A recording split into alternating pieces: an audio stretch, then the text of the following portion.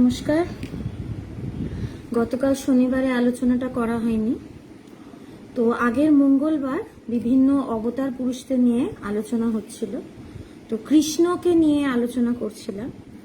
তো এরপরে কৃষ্ণের পর থেকে যেই অবতার পুরুষরা এসেছিলেন তাদেরকে নিয়ে আলোচনা করছি। এটা হচ্ছে ভগবানের জীবনী থেকে পড়ছি, দ্য গ্রেটেস্ট, স্বামী প্রজ্ঞানন্দ মহারাজের লেখা। তো এর কিছু আগের 1-2 সপ্তাহ আগে অবতার পুরুষদের নিয়ে আলোচনা হচ্ছিল, যে অবতার কাকে বলে, তারা কেন পৃথিবীতে আসেন, তাদের কর্ম বা কাজটা কি হয়। এবং এর পরে যুগ যুগ ধরে যে বিভিন্ন অবতার পুরুষরা এসছেন, তাদের কি ভাব ছিল, তারা কি করে গেছেন আমাদের এই পৃথিবীর জন্য, আমাদেরকে কি দিয়ে গেছেন, সেইটা নিয়ে এখন আলোচনা করছি। তো আগের দিন শুরু করেছিলাম রামকে নিয়ে, ত্রেতা যুগে। তারপরে দাপর যুগে আমরা দেখি যে কৃষ্ণ এই পৃথিবীতে অবতরণ করেন। তো কৃষ্ণের পর থেকে আরো যারা যারা অবতার পুরুষরা এসেছিল, যাদেরকে অবতার বলে মানা হয়, তাদেরকে নিয়ে আমরা আলোচনা করছি। শ্রীকৃষ্ণের দেহত্যাগের বহু বছর পর জগৎ যখন আবার বৈদিক ক্রিয়াকর্মের ও শাস্ত্রের শুষ্ক নিষ্প্রাণ ব্যাখ্যায় ধুঁকছে, সমাজের মুখ্য ব্রাহ্মণ ও ক্ষত্রিয়দের মধ্যে চলছে প্রাধান্যের লড়াই। ব্রাহ্মণদের বিভ্রান্তিকর শুষ্ক শাস্ত্র ব্যাখ্যা ও ক্ষত্রিয়দের বলপূর্বক আধিপত্য স্থাপনের চেষ্টায় সাধারণ মানুষ জর্জরিত, তখনই আবির্ভাব হয় মহাসমন্বয়কারী বুদ্ধদেবের।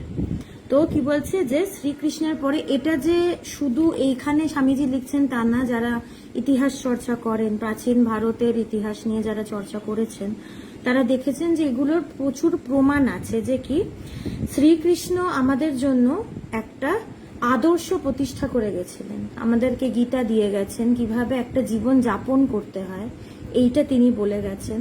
যে সত্যের বড় কিছু নয়, সত্যকে প্রতিষ্ঠা করার জন্য মানুষের যা করা দরকার তা করাই উচিত। শ্রীকৃষ্ণ আমাদের শিখিয়েছিলেন কি, যে সবসময় সত্যেরই জয় হয়, সত্যমেব জয়তে। কিন্তু বহু বছর বাদে ওনার দেহত্যাগ হওয়ার পরে জগৎ তখন আবার বৈদিক ক্রিয়াকর্ম ও শাস্ত্রের শুষ্ক নিষ্প্রাণ ব্যাখ্যায় ধুঁকছে।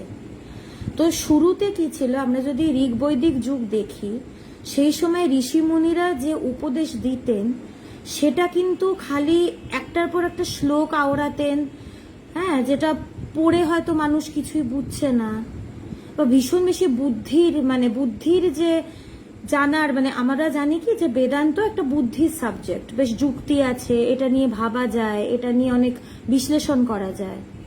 কিন্তু এইটা করতে করতে মানুষ কি একটা শুষ্ক দিকে চলে যায়। এই জন্য ঠাকুর বলছেন কি, মা আমাকে নিরানন্দ করো না, আমাকে রসে বসে রেখো। আধ্যাত্মিকতা কিন্তু রসের সাবজেক্ট। আধ্যাত্মিকতার উদ্দেশ্য বা বেদান্ত চর্চার উদ্দেশ্য হচ্ছে রস গ্রহণ করা। এখন বড় বড় আমি বেদান্তের শ্লোক বলতে পারি, বড় বড় ব্যাখ্যা দিতে পারি, বড় বড় বুদ্ধির যুক্তি দিতে পারি, কিন্তু সেটা যদি যে শ্রোতা, তার কাছে যদি নিষ্প্রাণ মনে হয়, সে যদি সেখান থেকে কিছু না পায়, তাহলে সেইটা কিন্তু তার কাজে লাগবে না। আর যে ঠিক ঠিক আধ্যাত্মিকতা চর্চা করবে, যে ঠিক ঠিক বেদান্তের আলোচনা করবে, সে সবসময় বেদান্ত চর্চা করে বা আধ্যাত্মিকতা থেকে একটা টেস্ট পাবে, একটা রস পাবে, এখান থেকে প্রাণ পাবে। যে নিজে সেই রসটা পেয়েছে, তার একমাত্র কথা থেকে মানুষ যে শুনবে, একমাত্র তার কথা থেকে মানুষ সেই রসটাকে আস্বাদন করতে পারবে। এইটা হচ্ছে আধ্যাত্মিকতা। তাই বড় বড় যজ্ঞ করছি, মন্ত্র উচ্চারণ করছি, যেটার মানে আমরা জানি না, আমাদের তার সাথে কি সম্পর্ক, যজ্ঞটা কেন করব, মূল উদ্দেশ্য কি, পরবর্তীকালে কি এইগুলো, এই যে যজ্ঞ করার পেছনে উদ্দেশ্য, কেন আধ্যাত্মিকতা চর্চা করব, কেন বেদান্তের চর্চা করব, এইগুলো আস্তে আস্তে হারিয়ে যেতে লাগে। পরবর্তীকালে কি ব্রাহ্মণদের উদ্দেশ্যটাই থাকে যে আমাদের অধীনে মানুষ থাকবে, আমরা যেভাবে বলবো সে সেইভাবে চলবে, তাদেরকে অত ব্যাখ্যা ট্যাখ্যা দেওয়ার দরকার নেই। বা এই যে জ্ঞানের চর্চা, আধ্যাত্মিকতার উদ্দেশ্য যে জ্ঞান লাভ করা, সেটা বেশি বলার দরকার নেই। আমরা বলবো, আমাদের কথা শোনা হবে। এটা যদি ইতিহাসে দেখি, এটা ইতিহাস থেকেও পাবো যে শুরুর দিকে ঋগ্বৈদিক যুগে যেখানে এমফাসিসটা দেওয়া হতো জ্ঞান লাভের ওপর, সে পারমার্থিক জ্ঞান অর্জনের ওপর, আস্তে আস্তে পরবর্তী বৈদিক যুগে সেই উদ্দেশ্য বা সেই লক্ষ্যটাই মানুষের সামনে থেকে সরিয়ে নেওয়া হয়। তখন শুধু মানুষ কি যাগ যজ্ঞ রিচুয়ালস দরকার, নিশ্চয়ই দরকার, যজ্ঞও দরকার, সবকিছু দরকার, কিন্তু এই সবকিছুর মূল উদ্দেশ্য হচ্ছে সেই চরম জ্ঞানটাকে লাভ করা। সেটা যদি না হয়, আমি হাজার যজ্ঞ করেও সেটা আমার কোনো মানে আমার জন্য সেটা কোনো লাভদায়ক কিছু হবে না। এই যজ্ঞের যে উদ্দেশ্য, যজ্ঞ কিন্তু একটা সিম্বলিক ব্যাপার। আমরা জ্ঞানটাকে আগুন হিসেবে অনেক সময় আমরা ডিসক্রিপশন দিই যে সেই জ্ঞান আগুন, জ্ঞান অগ্নি, সেই জ্ঞান দাবানল, এইভাবে অনেক সময় বলা হয়। তো এই যজ্ঞটা কি? সেই আগুনের মধ্যে সবকিছু আহুতি দেওয়া। আমার মনের মধ্যে আমি যে ভোগ, কামনা, বাসনা, লালসা, হিংসা, রাগ, দেশ, এগুলো যে আমি রেখেছি গুছিয়ে যত্ন করে, সেইটাকে সেই জ্ঞান অগ্নিতে আহুতি দিতে হবে। এইটাই হচ্ছে যজ্ঞ। ঠিক যজ্ঞের এটাই উদ্দেশ্য। এবং যজ্ঞ কি? যজ্ঞ কাঠ ছাড়া তো হয় না। কাঠ না থাকলে আগুনটা কিসে জ্বলবে? সেই কাঠটাই হচ্ছে গুরুর প্রতি ভক্তি, শাস্ত্রের প্রতি ভক্তি। আমাকে যে গুরু মানে আত্মজ্ঞান লাভ করার একটাই উপায়, প্রথমত আমাকে গুরুকরণ করতে হবে। গুরু ছাড়া আত্মজ্ঞান লাভ করা অসম্ভব, কোনোদিন সম্ভব নয়। কেউ যদি বলে যে আসুন বাড়িতে বসেই করতে পারবেন, সেটা হবে না। আমাদের এমনি জাগতিক বিষয় স্কুলে যেগুলো পড়ি, অঙ্ক করছি বা ফিজিক্স, কেমিস্ট্রি, হিস্ট্রি যাই পড়ি, সেটার জন্য পর্যন্ত একটা গুরু দরকার। জীবনের প্রত্যেকটা জায়গায় যখনই আমি কিছু শিখতে চাইবো, আমার একজন গুরুর প্রয়োজন হবেই হবে। আর আধ্যাত্মিক জগতে তো আরো বেশি। বলে আধ্যাত্মিক জগৎ কি? একটা ঘন জঙ্গলের মতন। ওই জঙ্গলে ঢুকবো যে কোন রাস্তা দিয়ে হাঁটলে আমি জঙ্গলটা থেকে বেরোতে পারবো, একমাত্র যে সেই জঙ্গলে আগে ঢুকেছে, যে পুরো জঙ্গলের কোনা কোনা জানে কোন রাস্তা গেলে কোন দিকে যাওয়া যায়। এখন আমি ভুল রাস্তায় চলে যাব, বাঘের মুখে পড়ব। একমাত্র সেই গুরুই বলতে পারে যে তুমি কোন রাস্তা দিয়ে হাঁটলে সেই জায়গায় পৌঁছতে পারবে। আমি যখন ভগবানের কাছে যাই, আমার গুরুর কাছে, তখন এত চিন্তা নিয়ে যাইনি যে কিছু একটা লাভ করতে হবে, আত্মজ্ঞান লাভ করতে হবে। তাকে দেখে আস্তে আস্তে তার কাছে গিয়ে এই বিষয়টা যত চর্চা করেছি, আস্তে আস্তে খুলে একসময় সেই সত্যটাকে জানতে পেরেছি তার কৃপায়। তিনি না থাকলে এটা সম্ভব হতো না। তিনি রাস্তাটা দেখিয়ে দিয়েছেন। একটা গান আছে না, আমার হাত ধরে নিয়ে চলো হে সখা, আমি যে পথ চিনি না। এই জঙ্গলের ঘন জঙ্গলে আমি রাস্তা হারিয়ে ফেলবো, তাই আমি আমার গুরুর শরণাপন্ন হতেই হবে। যখনই আমরা কোনো নতুন জায়গায় যাই, কোনো নতুন দেশে যাই, ট্যুরিজম, আমরা ট্যুর করতে যাই, তখন কি আমরা একটা গাইড নিই। গাইড যদি না থাকে, কোন রাস্তা দিয়ে যাব বা যেটা দেখছি একটা নতুন জিনিস, সেটা কি, সেটা গাইড কিন্তু ব্যাখ্যা করে দেয়। তো গুরু হচ্ছেন সেই গাইডের মতো। তো সেই গাইড, সেই গুরু আমাদেরকে সেই জ্ঞান লাভ করতে সাহায্য করে। এবং শুরুতে বৈদিক যুগে এটাই ছিল, ঋষিমুনিদের বা গুরুদের এই একমাত্র উদ্দেশ্য ছিল যে এমনি জ্ঞানের সাথে সাথে মানুষের যেন সেই পরমার্থিক জ্ঞানটাই মেন, সেটা তারা লাভ করতে পারে। কিন্তু পরের দিকে সেটা আস্তে আস্তে হারিয়ে যায়। তখন কি খালি কর্মের ওপর, যাগযজ্ঞের ওপর মানুষকে ফোকাস করতে বলা হয়, কিন্তু সেটার পেছনে উদ্দেশ্য কি এইগুলো তাদেরকে আর জানানো হয় না। বা এই যে আধ্যাত্মিকতা আলোচনা করছি, এটার গভীরে যাওয়া, সেইটা কিন্তু আস্তে আস্তে বন্ধ হয়ে যায়। পরবর্তী বৈদিক যুগের থেকে কি দেখি যে মানুষ খালি সেই ঢেউয়ে উথাল পাথাল, সেই ঢেউয়ের মধ্যে আচার খাচ্ছে। সমুদ্রের ওপরেই কিন্তু ঢেউ, সমুদ্রের ওপরেই চঞ্চলতা। যদি একদম গভীরে যাওয়া যায়, সেই গভীরে কিন্তু একদম স্থির নিশ্চল সমুদ্র। তো মেন আমার লক্ষ্য হচ্ছে সেই নিস্তরঙ্গ জায়গায় পৌঁছানো, যেখানে কোনো তরঙ্গ নেই। ওপরে ভেসে থাকলে কি, সে ঢেউয়ের আছাড়ে এদিক ওদিক পড়তে হবে, তখন জল খাবো, ডুববো, ভাসবো, তখন এই উথাল পাথাল চলবে। তাই আসল উদ্দেশ্য হচ্ছে সেই আসল পারমার্থিক জ্ঞান হওয়ার ফলে যেই রস, সে আনন্দ রসটাকে উপভোগ করা। সমাজের মুখ্য ব্রাহ্মণ ও ক্ষত্রিয়দের মধ্যে চলছে প্রাধান্যের লড়াই। বা ব্রাহ্মণরা বলছে আমরা সর্বশ্রেষ্ঠ, ক্ষত্রিয়রা বলছে আমরা সর্বশ্রেষ্ঠ। এবং ক্ষত্রিয়রা কি করছে, ক্ষত্রিয়রা তাদের বল দিয়ে মানুষকে দাবানোর চেষ্টা করছে, ডমিনেট করার চেষ্টা করছে, যে আমাদের অধীনে থাকবে, আমাদের কন্ট্রোলের অধীনে থাকবে। কিন্তু সেটা ব্রাহ্মণরাও বলছে যে আমরা যা বলবো সেটাই করবে, আমাদের দেখানো পথের অনুযায়ী চলবে, এর বাইরে যেতে পারবে না। আধ্যাত্মিকতার মূল বিষয় তো স্বাধীনতা। আধ্যাত্মিকতা চর্চা করার জন্য যদি আমাকে বদ্ধ করে একজন, তাহলে বুঝতে হবে সে আধ্যাত্মিকতার মানে জানে না। গুরু সবসময়, যে ঠিক সদ্গুরু, তার কাছে গিয়ে সবসময় শিষ্য একটা স্বাধীনতার আনন্দ ভোগ করে। তো এইগুলো সিমটম। এটা আমি আমার গুরু ভগবানের কাছে গিয়েও দেখেছি যে স্বাধীন, ফ্রি, সেখানে কোনো বন্ধন নেই, ফ্রিলি আধ্যাত্মিকতা চর্চা করা। শুধু কোনোদিন আমার গুরু আমাকে বলেনি যে আমি যেটা বলছি সেটাই মানতে হবে, অন্ধের মতন মানতে হবে, কোনো প্রশ্ন করা চলবে না।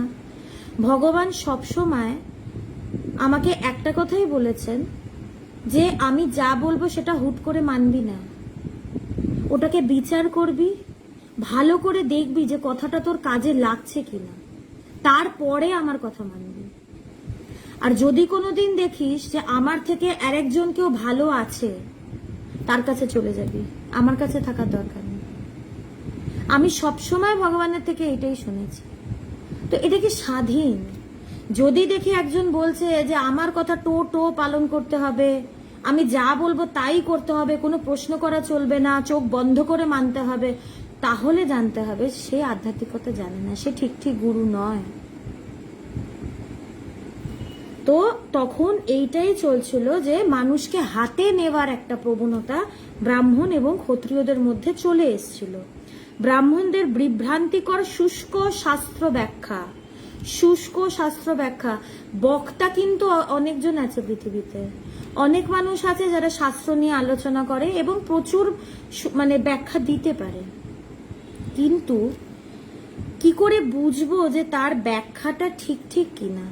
সেই ব্যাখ্যা শুনে যদি আমার ভেতরে কোনো অনুভব না হয়, সেই ব্যাখ্যার সাথে যদি আমি কানেক্ট না করতে পারি, যদি রিলেট না করতে পারি, তাহলে সেই ব্যাখ্যাটা কি আমার কাজে আসবে? এই যে বললাম যে ঠিক শাস্ত্র পড়েছে, যে ঠিক শাস্ত্রের কথাগুলোকে অনুভব করেছে, তার ব্যাখ্যা কোনোদিনই শুকনো হতে পারে না, বা তার লেখা কোনোদিনই শুকনো হতে পারে না। তার কথা মানুষকে উদ্বুদ্ধ করবে, তার লেখা পড়ে মানুষের জীবনে পরিবর্তন আসবে। স্বামীজি বিদেশে গেছেন, বিদেশের মানুষ, আমরা কি এই বেদান্ত বা শাস্ত্র বা যাই হোক, এটা আমরা অনেক ইজিলি গ্রহণ করতে পারি, কারণ আমরা এই কালচারে বড় হয়েছি। বিদেশের মানুষ তো আর এই কালচারে বড় হয়নি, তাদেরকে শুরু থেকে শুরু করতে হয়। তো স্বামীজি বিদেশে গেছেন, সেখানে সেই নতুন মানুষ যারা এই ভারতীয় শাস্ত্রের ব্যাপারে কিচ্ছু জানে না, তাদেরকে বলছেন, এবং তারা পড়ে স্বামীজির জন্য পাগল হয়ে যাচ্ছেন। কেন? স্বামীজি সেই রসটাকে পেয়েছিলেন, স্বামীজি সেই সত্যকে, সেই চরম সত্যকে জেনেছিলেন। স্বামীজি সে নির্বিকল্প সমাধি হয়েছিল, স্বামীজি নিজেকে আনন্দ স্বরূপ বলে বোধ করতে পেরেছিলেন। তিনি যেহেতু বুঝেছিলেন তিনি আনন্দ স্বরূপ, তাই তিনি পৃথিবীর যেই কোণাতেই গেছেন মানুষকে আনন্দই দিয়েছেন। তার কথা শুনে মানুষ আনন্দ পেয়েছে। সেই রস, এইটা কত রসালো সাবজেক্ট, এই বেদান্ত বা আধ্যাত্মিকতা, এটা শুষ্ক নয়। সেই রসের আস্বাদন তারাও করেছিল, বা সেই রসের আভাসটা পেয়েছিল, এই আনন্দের আভাসটা তারাও উপভোগ করেছিল। ক্ষত্রিয়দের বলপূর্বক আধিপত্য স্থাপনের চেষ্টায় সাধারণ মানুষ জর্জরিত। এই দুজনের মধ্যে যে ক্ল্যাশ, শুধু যে মানুষের ব্রাহ্মণদের এই শুষ্ক ব্যাখ্যা বা ক্ষত্রিয়দের যে আধিপত্য, বলপূর্বক আধিপত্য স্থাপনের চেষ্টা, মানুষ তো সেটাতে ঢুকছিলই, সেই সময় ব্রাহ্মণ এবং ক্ষত্রিয়দের মধ্যেও একটা টাসল চলছিল, যেটার জন্য সমাজে এটার একটা নেগেটিভ ইম্প্যাক্ট পড়ছিল। সমাজের মধ্যে যদি টাসল থাকে তাহলে সমাজ ঠিক করে চলতে পারে না। সমাজে একটা ব্যালেন্স দরকার। যখন ওই সময় তো ভাগ ছিল ব্রাহ্মণ, ক্ষত্রিয়, বৈশ্য, শূদ্র, এখন যদি দুজন বা তিনজনের মধ্যে টাসল থাকে তাহলে কিন্তু সমাজ ব্যবস্থা ঠিক করে চলতে পারে না, আস্তে আস্তে সেই কাঠামোটা ভাঙতে শুরু করে। তাই একটা ব্যালেন্সের দরকার, সবাই মিলেমিশে চলা দরকার। শুধু সমাজ কেন, নিজেদের বাড়িতেও, নিজেদের বাড়িতে আমরা বাবা মার সাথে থাকি, ভাই বোন, দাদু দিদা, সবার কিন্তু চরিত্র আলাদা আলাদা, সবার ইন্টারেস্ট আলাদা আলাদা, সবার ইনক্লিনেশন আলাদা আলাদা, কিন্তু আমরা কি তাও মিলে মিশে থাকার চেষ্টা করি? সবার মনের গঠন কিন্তু আলাদা। এখন কিছুটা মিল থাকতে পারে, আমি কিছুটা আমার বাবার ক্যারেক্টার পেতে পারি বা আমার মায়ের ক্যারেক্টার পেতে পারি, কিন্তু মন কিন্তু আমার আলাদা, মায়ের আলাদা, সম্পূর্ণ এক কিন্তু নয়, কিছু কিছু দিক এক হতে পারে। এখন বাড়ির লোকের মধ্যে যদি 24 ঘন্টা ঝগড়া চলতে থাকে তাহলে সেই বাড়ি থেকে কোনোদিন শান্তি আসবে? আসবে না। তাই কি যতই আমাদের ভেতরে ডিফারেন্সেস থাকুক বা ভেদ থাকুক, আমরা একসাথে মিলেমিশে চলার চেষ্টা করি। তাই সমাজেও যদি দুজনের মধ্যে, দুটো গ্রুপের মধ্যে যদি একটা টাসল থাকে সূক্ষ্মভাবে, তাহলে সমাজ আউট অফ ব্যালেন্স হয়, ইকুইলিব্রিয়ামটা নষ্ট হয়। তাই সেই সময় সমাজের অবস্থা তো খারাপ ছিলই, এই টাসেলের জন্য মানুষের অবস্থাও কিন্তু খুব খারাপ হয়ে গেছিল, এবং সেই সময় জন্ম নিয়েছিলেন বুদ্ধদেব। বুদ্ধদেবের বৈদিক নানা আচার আচরণকে উৎখাত করে এক নির্মল হৃদয়ের স্পর্শ দিলেন মানুষের মনে। সেই সময় মানুষের কি প্রয়োজন ছিল? ভালোবাসার, একটা হৃদয়স্পর্শী বিষয়ের, যেটার থেকে মানুষ কিছু উপভোগ করতে পারবে, এরম একটা বিষয়ের তখন মানুষের প্রয়োজন ছিল, এবং বুদ্ধদেব এসে সেটাই মানুষকে দিলেন। একটা নির্মল হৃদয়ের স্পর্শ, তিনি মানুষকে ভালোবাসার কথা বললেন। এই যে মানুষের ভেতরে তখন বিভিন্ন বৈদিক নানা আচার আচরণ গভীরভাবে বসিয়ে দেওয়া হয়েছিল, যেটা থেকে মানুষ কিছু পাচ্ছিল না, সেইটাকে উৎখাত করে, জ্বর সমেত উৎখাত করে তিনি একটা নতুন ভাব মানুষকে দিলেন, একটা ভালোবাসা দিলেন। মানুষ তার কাছে এসে আশ্রয় পেল। এবং শুধু এটা না যে ব্রাহ্মণরা আসবেন বা ক্ষত্রিয়রা আসবেন, তা না। বুদ্ধদেবের আসার ফলে every walk of life, people from every walk of life, প্রত্যেকটা কাস্টের মানুষ, প্রত্যেকটা ধর্মের মানুষ তার কাছে এসে আশ্রয় পায়, তার কাছে এসে সেই চরম শান্তির কথা তারা শোনে, যে জীবন থেকে আমি দুঃখকে কিভাবে সরাবো, আমি সেই দুঃখ কষ্টের থেকে কিভাবে আমি পরিত্রাণ পাব, এইটার কথা তিনি মানুষকে শোনালেন। অবতার পুরুষরা যখন বিভিন্ন যুগে জন্মগ্রহণ করেন, সেই যুগের উপযোগী কথাই তারা বলে, সেই যুগে মানুষের যেই কথাগুলো শুনে উপকার হবে একমাত্র সেই কথাই তারা বলেন, সেই ভাবের প্রতিষ্ঠাই তারা করেন। তারা নিজেদের জ্ঞান দেখানোর জন্য বড় বড় কথা বলেন না। বুদ্ধদেব এসে কিন্তু সেই বড় বড় বেদের শ্লোকের কথা তিনি বলে যাননি। তিনি মানুষকে কি বলেছেন? যে মিডল পাথ, তুমি মধ্যম পন্থা অবলম্বন করো। খুব ভীষণ ভোগের মধ্যে ঢুকে গেলাম বা একদম কঠোর তপস্যা, ভীষণ ত্যাগের মধ্যে চলে গেলাম, দুটোর মধ্যে কোনোটাই না। তুমি ব্যালেন্স করে চলো, মানুষকে ভালোবাসো। সব প্রাণীর ভেতরে তুমি সেই নিজেকে দেখার চেষ্টা করো, তুমি সব প্রাণীকে ভালোবাসো, সে পশু পক্ষী যেই তোমার সামনে আসুক তুমি তাকেই ভালোবাসো। এই ভালোবাসার কথা তিনি মানুষকে বললেন। এবং তিনি বুঝেছিলেন যে সেই সময় সেই বেদান্তের বড় বড় কথা কি, এখন এইটা ঠিক যে আমরা যদি শাস্ত্র পড়ি, এটা বলা হয় যে বেদান্ত শ্রবণ করার আগে বেদান্ত শোনার অধিকারী হতে হয়। এটা নিয়ে শাস্ত্রে প্রচুর ব্যাখ্যা আছে যে অধিকারী হওয়ার পরে বেদান্ত শ্রবণ করতে হয়। কিন্তু বুদ্ধদেব এসে দেখেছিলেন যে ওই সময় মানুষের ওই ধৈর্যটা ছিল না যে তারা অধিকারী হবে তারপরে বেদান্ত শুনবে। তাই সে মানুষকে খুব সহজভাবে দুঃখ কষ্টের থেকে কিভাবে মুক্তি পাবে খুব সহজভাবে এটার ব্যাখ্যা করে গেছিলেন। তার ছোঁয়ায় ধর্মে এক নতুন প্রাণ সঞ্চার হলো, মানুষ নতুন প্রাণ পেল, মানুষের ভেতরে আবার আনন্দ নিয়ে বাঁচার একটা জোর এলো। তিনি রাজ সিংহাসন পরিত্যাগ করে সাধারণ মানুষের মধ্যে নেমে আসলেন। এখন বুদ্ধদেবের গল্প আমরা সবাই জানি যে তিনি রাজার ছেলে ছিলেন। একবার তিনি তার রাজ্যে বেরোলেন। তিনি প্রথমবার তাকে সেই প্যালেসের মধ্যেই তাকে আটকে রাখা হতো। তিনি খুব একটা বাইরের জগৎ দেখেননি।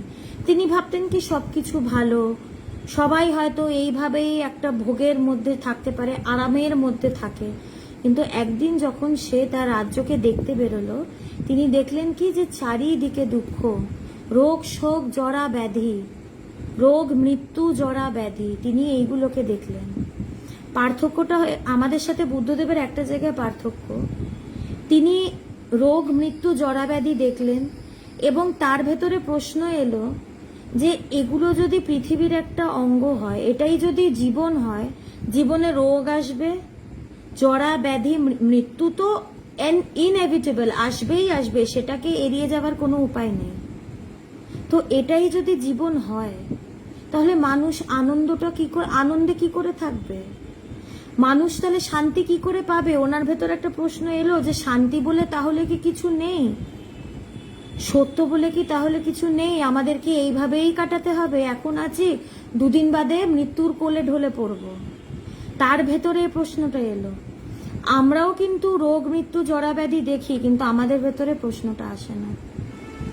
আমরা এটাকেই সবকিছু মেনে নিয়ে এইভাবেই চলতে হবে, এইভাবেই থাকতে হবে, এটাই তো জীবন, এই মেনে নিয়ে আমরা চলি।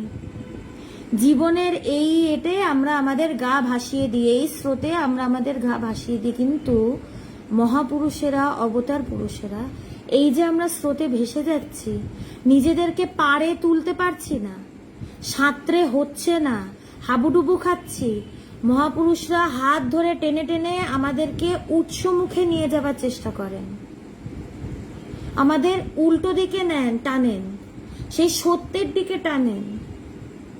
এবং বুদ্ধদেব তাই করেছিলেন। তিনি এই রোগ মৃত্যু জরা ব্যাধি দেখেছিলেন, তার ভেতরে এই প্রশ্নটা এসেছিল যে তাহলে সত্যটা কি? মানুষ কি তাহলে কোনোদিন আনন্দে থাকতে পারবে না? এটাই কি আমাদের নিয়তি? এবং সেই সত্যের খোঁজেই তিনি তিনি রাজপুত্র, তিনি রাজ সিংহাসন তার অধিকার, তিনি চরম ভোগের মধ্যে থাকেন। আমরা তো ভোগ করতেই চাই, টাকা পয়সা চাই, ভালো থাকতে চাই, ভালো খেতে পড়তে চাই, এটাই আমাদের জীবনের উদ্দেশ্য হয়। কিন্তু বুদ্ধদেব রাজার ছেলে, তিনি কিন্তু রাজ সিংহাসন ত্যাগ করলেন, কারণ তিনি বুঝেছিলেন যে আমি ভোগ যতই করতে যাব, রোগ মৃত্যু জরা ব্যাধি আমাকে ছাড়বে না। এই রোগ মৃত্যু জরা ব্যাধি এটা আমার জীবনে আসবে এবং আমি যে ভোগ করছি সেই ভোগটা আমাকে পুরো করতে দেবে না। তাই তিনি সত্যের খোঁজে সবকিছু ছেড়ে বেরিয়ে গেলেন এবং তিনি নিজে সেই সত্যকে জানলেন এবং মানুষকেও সেই সত্যের কথা শোনালেন। তিনি নির্বাণ লাভ করলেন এবং মানুষকে সেই নির্বাণের পথটাও দেখালেন। তিনি সাধারণ মানুষের মধ্যে নেমে এলেন। এটা নয় যে তিনি রাজ পরিবারকেই খালি সেই সত্যের কথা বললেন, বা ক্ষত্রিয়দের বললেন, বা রাজাদের বললেন, বা ব্রাহ্মণদের বললেন, তা নয়। তার কাছে সাধারণ মানুষরা এসে আশ্রয় পেয়েছিল। সাধারণ মানুষ, যাদের উপরে ব্রাহ্মণরা ক্ষত্রিয়রা অত্যাচার করছিল, যারা কোনো আশ্রয় পাচ্ছিল না, তারা বুদ্ধদেবের কাছে এসে একটা আশ্রয় পেল।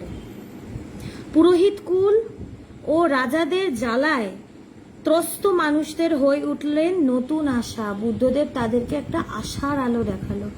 মানুষের জীবনে ঘোর অন্ধকার নেমে এসেছিল, বুদ্ধদেব আসার ফলে তারা একটা নতুন আলো দেখতে পান। তার ভালোবাসার মন্ত্রে তিনি ভুবন জয় করলেন। তার কাছে এসে প্রকৃত ভালোবাসা কি বা প্রকৃত শান্তি কি, সেইটা মানুষ বুঝতে পারতে শুরু করেন। দলে দলে সব জাতি বয়সে নারী পুরুষ ভোগ সুখ পরিত্যাগ করে বুদ্ধদেবের শরণাগত হয়ে উঠলেন।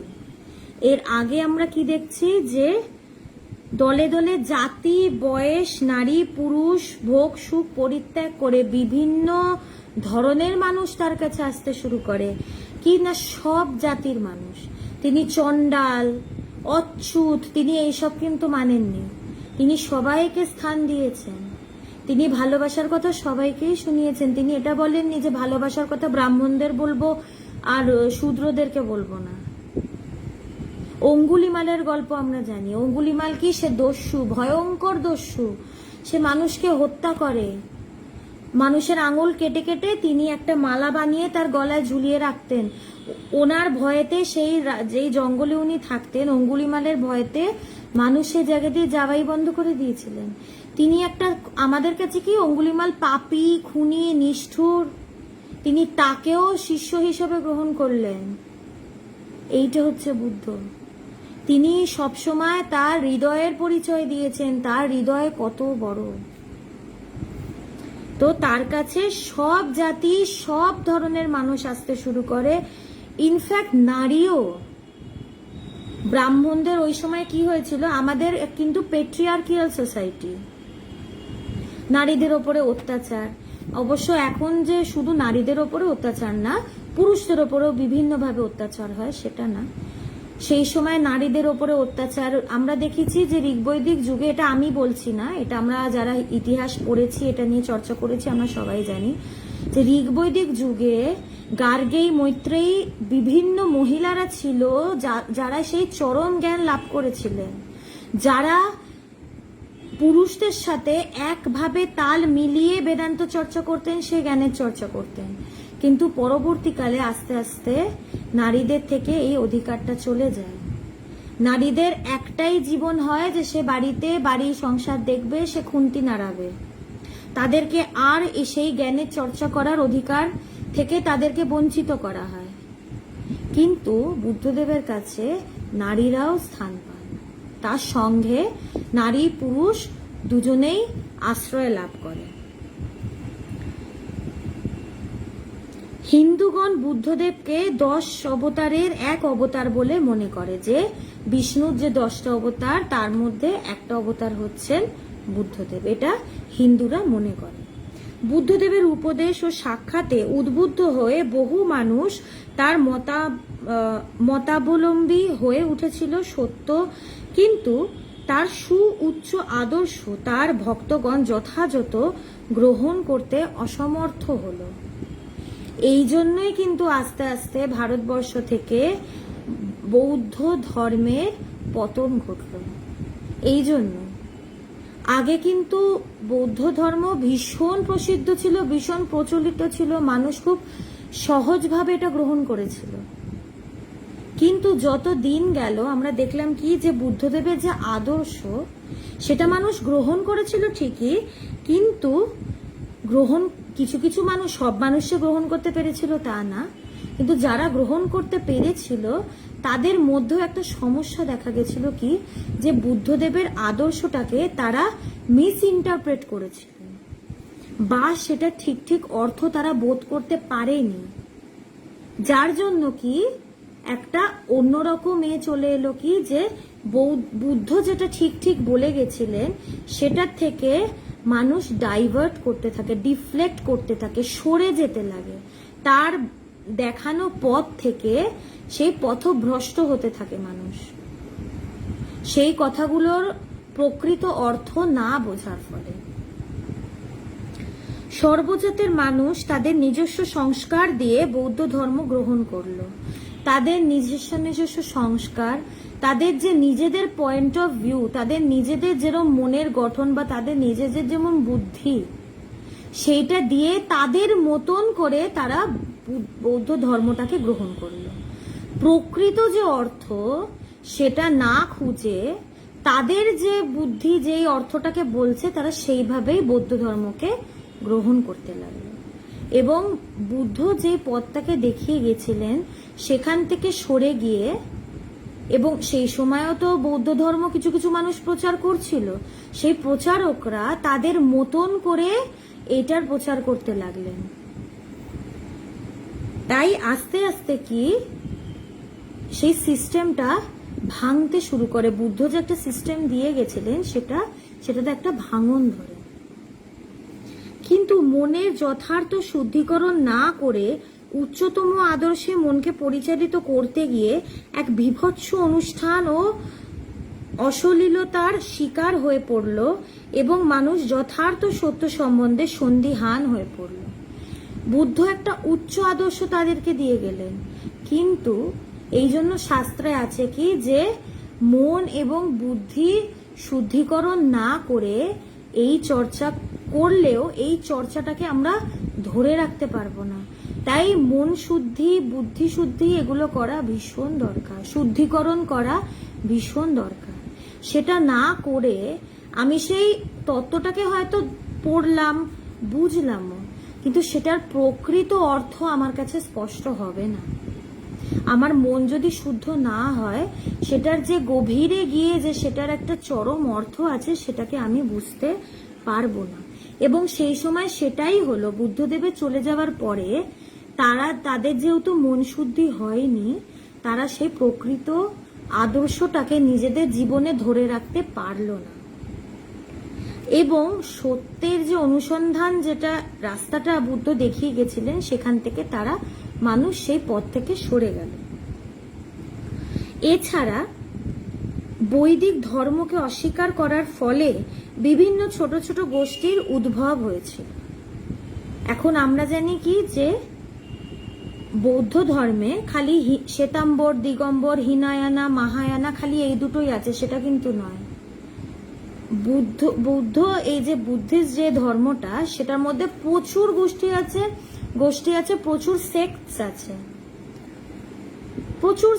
আছে, ভাগাভাগি। যার যেভাবে বুদ্ধের বলার কথাগুলোকে যেভাবে গ্রহণ করেছিল, সে নিজের একটা সেক্ট বা গোষ্ঠী তৈরি করে নিয়েছিল। শূন্যবাদ আছে, বিজ্ঞানবাদ আছে, বৌদ্ধ ধর্মে প্রচুর মতবাদ আছে।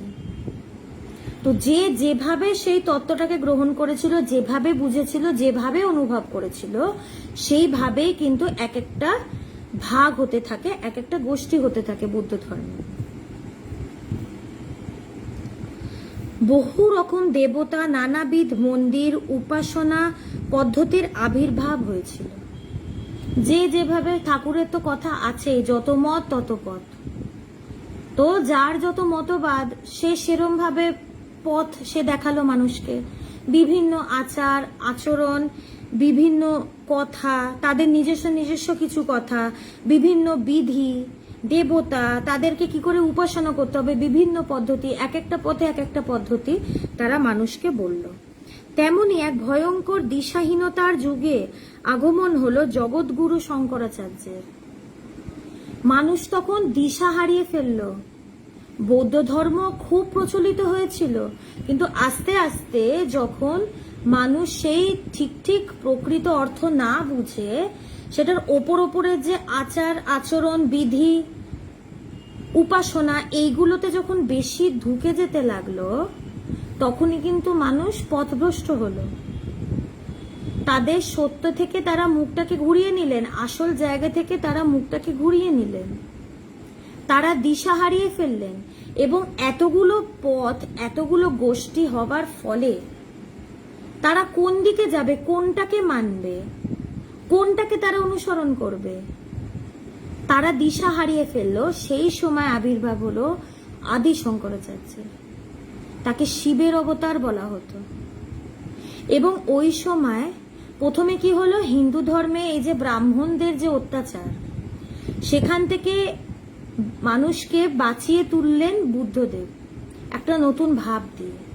কিন্তু তিনি যে ভাবটাকে রেখে গেলেন, সেটাও আস্তে আস্তে মানুষের মলিন মনের জন্য, মানুষের জন্য সেটাও আস্তে আস্তে ভাঙতে, সেই ভাবটাও মানুষ আস্তে আস্তে ভুলভাবে গ্রহণ করেন, সেই সিস্টেমটাও ভাঙতে শুরু করে।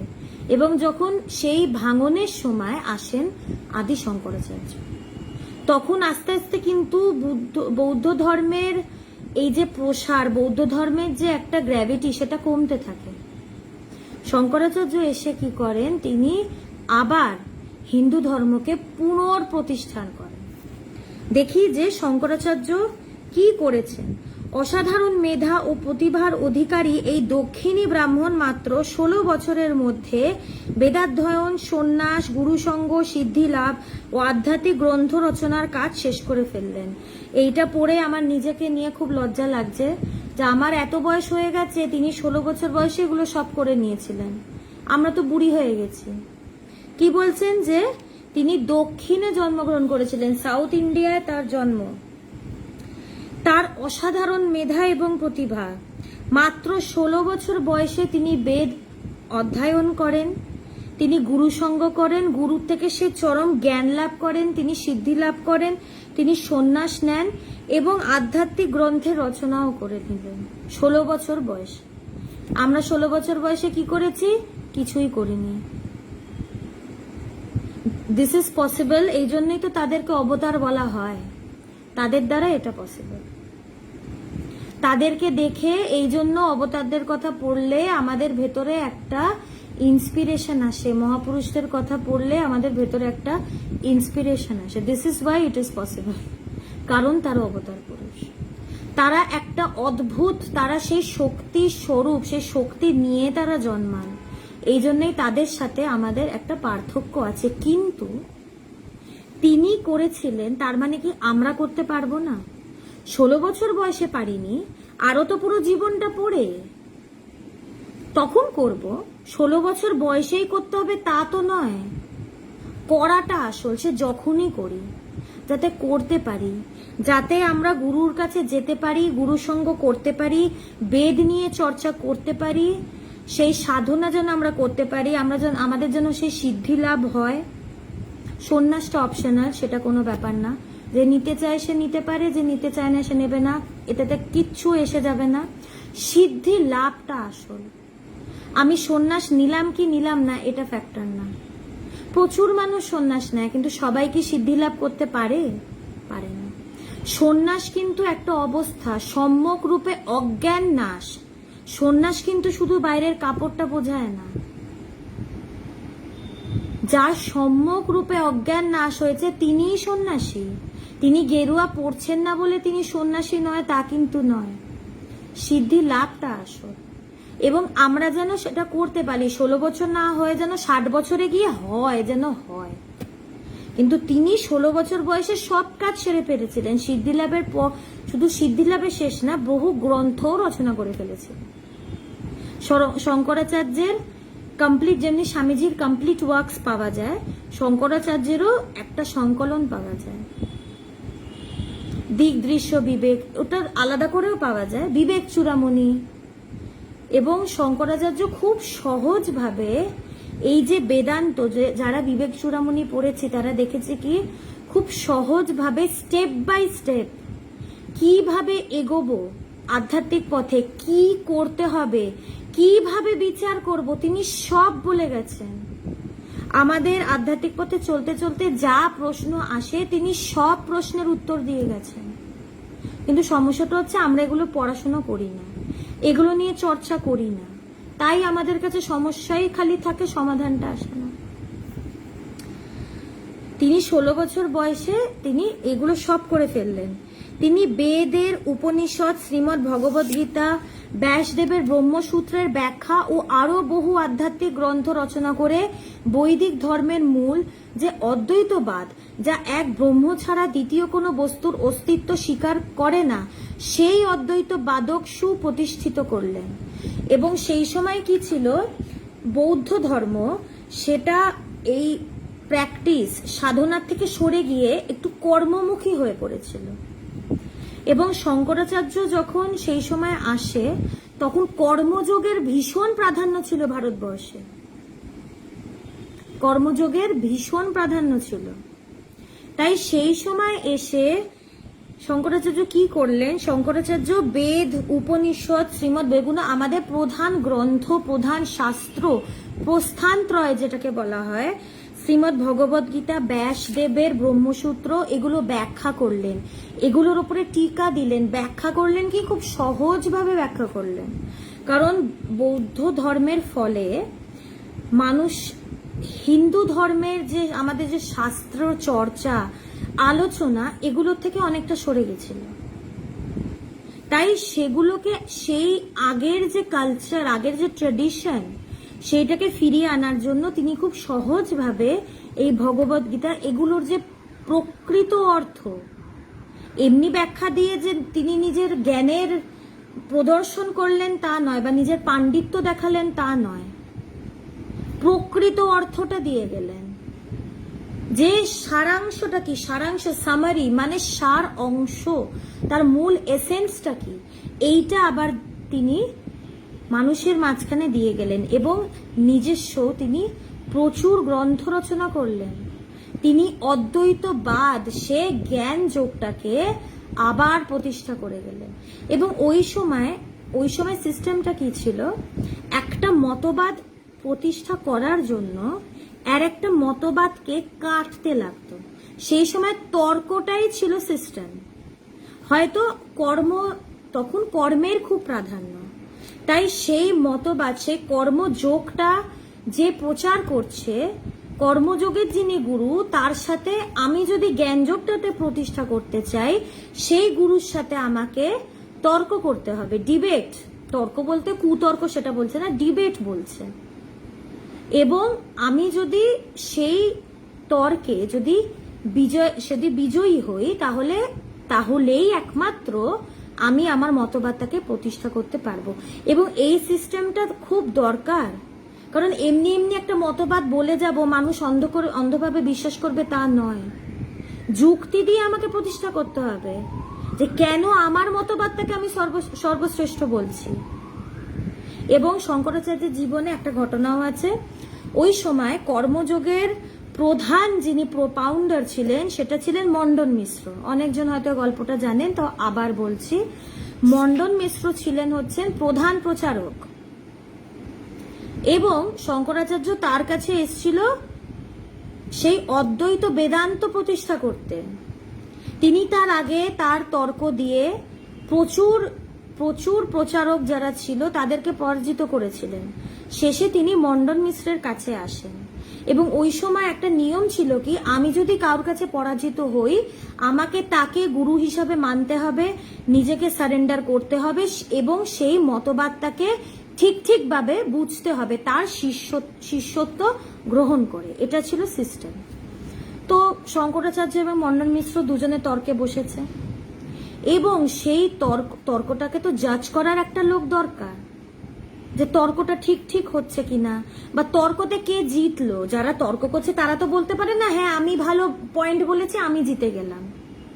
যে এখন যে ডিবেট কম্পিটিশন হয়, ডিবেট কম্পিটিশনের একটা জাজ থাকে, যে বলে যে না না ওরটাই ঠিক, নাহলে তো আমিই বলতে পারি না যে আমি এই যুক্তি দিলাম, আমারটাই ঠিক।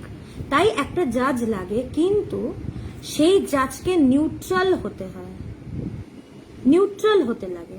আমি যদি কারোর প্রতি বায়াসড হই, আমি তো অপর পক্ষের যুক্তি শুনবোই না, আমি শুধু তাকগুলোই শুনবো, বলবো হ্যাঁ হ্যাঁ ওকেই সাপোর্ট করব। তো শঙ্করাচার্য এবং মণ্ডন মিশ্রর যে ডিবেট, এটা খুব ইন্টারেস্টিং একটা ঘটনা। এটা যে ডিবেট, এই ডিবেটটার জাজ কে হলো, সেটা হলো মণ্ডন মিশ্রের স্ত্রী উভয় ভারতী।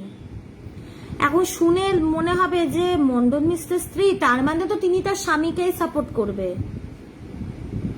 তিনি করেননি। উভয় ভারতী তার স্বামীকে সাপোর্ট করেননি, শঙ্করাচার্যকেও সাপোর্ট করেননি। তিনি একদম নিউট্রালি তাদের কথা শুনেছেন এবং এক সপ্তাহ ধরে মন্ডন মিশ্র এবং শঙ্করাচার্যের মধ্যে তর্ক হয়েছে।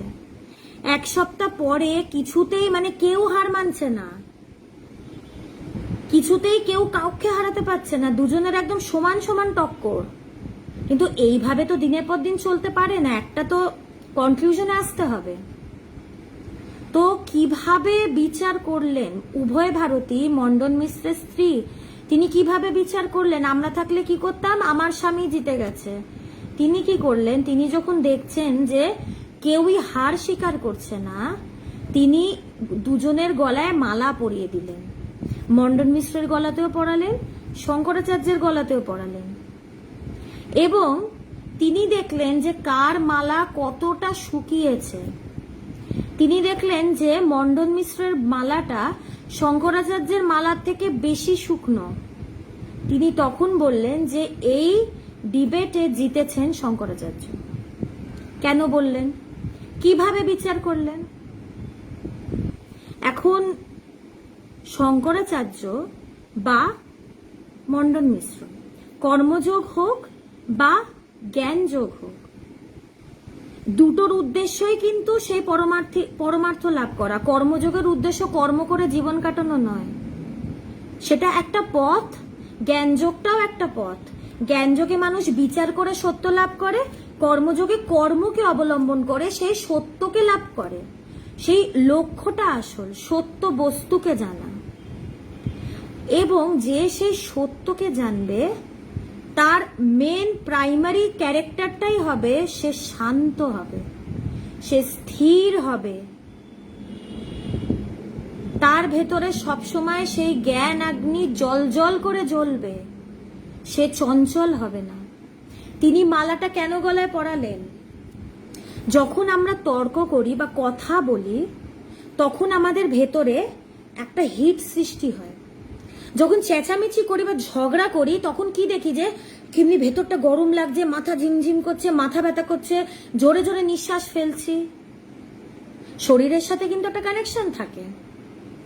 তো তিনি মালাটা পরে দেখতে চাইলেন এই যে মালাটা শোকালো, মন্ডন মিশ্র যে মালাটা বেশি শোকালো, তার মানে কি তিনি উত্তেজিত বেশি হয়েছেন, তিনি বেশি চঞ্চল হয়ে পড়েছেন ডিবেট করতে গিয়ে, তর্ক করতে গিয়ে।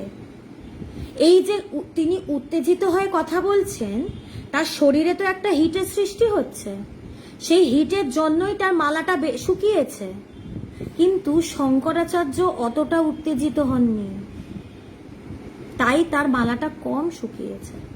যখন কথার এতে দুজনকে হারাতে পারেননি, তখন উভয় ভারতী এইভাবে বিচার দিলেন যে তারা অন্তরে কে কতটা বেশি শান্ত। তাই তিনি বললেন যে শঙ্করাচার্য তিনি জিতেছেন। কিন্তু তিনি মন্ডন মিশ্রের কিন্তু তিনি স্ত্রী, তিনি কি ঘোষণা করলেন? যে শঙ্করাচার্য জিতেছে। এবং এটাও দেখতে হবে যে উভয় ভারতী নিজে কত জ্ঞানী। শঙ্করাচার্য বা মন্ডন মিশ্র তো বলতেই পারতেন যে ছি তুমি নারী, তুমি কি জানো, আমরা পুরুষ, আমরা কত জ্ঞানী, আমরা এগুলো চর্চা করি, উনি কেন, আমার স্ত্রী কেন আমার বিচার করবে? বা শঙ্করাচার্য তো বলতে পারতেন যে আপনি কে হন আমার তর্ক বিচার করান। তারা কিন্তু বলেনি। তারা অ্যালাউ করেছেন যে হ্যাঁ উভয় ভারতী বিচার করুক, এবং সে যা বিচার দিয়েছে তারা দুজনেই সেটাকে মাথা পেতে নিয়েছে। মন্ডন মিশ্র কিন্তু তার স্ত্রীকে পরে গিয়ে গলাবাজি করেননি যে তুমি কেন আমার স্ত্রী হয়ে তুমি আমাকে কেন তুমি বিজয় করলে না, ঘোষণা করলে না। মন্ডন মিশ্র মাথা পেতে শঙ্করাচার্যের শিষ্যত্ব গ্রহণ করলেন এবং তার মতবাদ যে অজাতবাদ সেটাকে গ্রহণ করলেন। এইভাবে শঙ্করাচার্য যদি না আসতেন, আমাদের শাস্ত্র, আমাদের যে ট্র্যাডিশন, যে আধ্যাত্মিকে, সেটা কিন্তু হারিয়ে যেত। তিনি পুনঃপ্রতিষ্ঠা করলেন এবং দৃঢ়ভাবে প্রতিষ্ঠা করলেন। ভগবান শঙ্করাচার্য সারা ভারতে সারা ভারত প্রদক্ষিণ করে বিভিন্ন মতাবলম্বী গোষ্ঠীকে তার বিস্ময়কর প্রতিভা, যুক্তি, স্বীয় অনুভব ও প্রেমের সাহায্যে এক ছাতার তলায় আনতে সক্ষম হলেন। এখন তিনি যে এই ডিবেট করে করে নিজেকে সুপিরিয়র করার জন্য প্রতিষ্ঠা করছেন তা না। অ্যাবসলিউট যেই মতটাকে অবলম্বন করে আমি চরম জায়গায় পৌঁছাবো, তার উদ্দেশ্য ছিল সেই মতবাদটাকে প্রতিষ্ঠা করা। তার উদ্দেশ্য এটা ছিল না নিজের পাণ্ডিত্য দেখানো, নিজের মেধা দেখানো, মানুষ তাকে মানবে, সেটা নয়। যেটা অ্যাবসলিউট, যেই রাস্তাটা খুব তাড়াতাড়ি মানুষকে সত্যের কাছে নিয়ে যেতে পারে, তার উদ্দেশ্য ছিল এইটা। এবং তিনি পুরো ভারতবর্ষে সেই বেদান্ত অজাতবাদের কথা বলে মানুষকে এক ছাতার তলায় নিয়ে এলেন, মানুষকে ইউনিফাইড করলেন। তার সৃষ্ট দশনামী সন্ন্যাসী বৃন্দ ও শঙ্কর মঠ এখনো বেদান্ত ও আধ্যাত্মিকতার দিশারি হয়ে আসছে গত 1200 বছর ধরে। তিনি যে প্রতিষ্ঠা করেছিলেন সেটা কত দৃঢ়ভাবে করেছিলেন যে 1200 বছর ধরে তার যে দশনামী সন্ন্যাসী বৃন্দ সম্প্রদায় বলা হয়, সন্ন্যাসী যারা আছেন তাদের 10টা সম্প্রদায় আছে। পুরী সম্প্রদায়, সরস্বতী, গিরি, আরণ্যক, ব্রাহ্মণ, তাদের সন্ন্যাসীদের কিন্তু বিভিন্ন পদবি হয়। আমাদের বেদান্ত সোসাইটি যার প্রতিষ্ঠাতা ভগবান, আমাদের স্বামীজিদের পুরী সম্প্রদায়। তো সেরকমই সরস্বতী সম্প্রদায়, আমরা জানি দয়ানন্দ সরস্বতী তিনি ছিলেন। আরণ্যক, গিরি, ব্রাহ্মণ, গঙ্গা, এরম প্রচুর সম্প্রদায় আছে। এবং শঙ্করাচার্য যে শুধু এই অজাতবাদকে প্রতিষ্ঠা করে গেছেন বা আমাদের শাস্ত্র সেটাকে গুছিয়ে সুন্দরভাবে ব্যাখ্যা করে গেছেন তা না। এই যে সন্ন্যাসী যে সমাজ, সন্ন্যাসীদের যে পুরো সোসাইটিটা, সন্ন্যাসী তো প্রচুর আছে সারা পৃথিবী জুড়ে, তিনি তাদেরকেও একটা সিস্টেমের মধ্যে নিয়ে এসেছিলেন, তাদেরকেও তিনি অর্গানাইজ করেছিলেন। তার 10 নামী এই যে সম্প্রদায় এবং শঙ্কর মঠ, বিভিন্ন শঙ্কর মঠ তিনি প্রতিষ্ঠা করে গেলেন। এবং তার বলা হয় তিনি 4টে মঠ, সারদা মঠ, বিভিন্ন জায়গায় তার এই মঠ তিনি প্রতিষ্ঠা করে গেলেন, যেটা 1200 বছর ধরে মানুষকে আধ্যাত্মিকতার ঠিক দিকে নির্দেশ করছেন। শঙ্করাচার্যের বেদান্তের উচ্চতম তত্ত্বের দার্শনিক ব্যাখ্যা, সূক্ষ্ম বিচার এতই মানব মনে প্রাধান্য লাভ করলো যে মানুষ তার হৃদয়বত্তার দিকটা গ্রহণ করতে পারল না, যেখানে তিনি পরের জন্য নিজ জীবন বিসর্জন দিতেও পিছুপা হননি বা পিছুপা ছিলেন না। এখন যখন একজন বেদান্ত চর্চা করে, বেদান্ত কি একটা মননের ব্যাপার আছে, সেটা নিয়ে ভাবার ব্যাপার আছে। এইটা করতে গিয়ে মানুষ কিন্তু হৃদয়টাকে হারিয়ে ফেলে।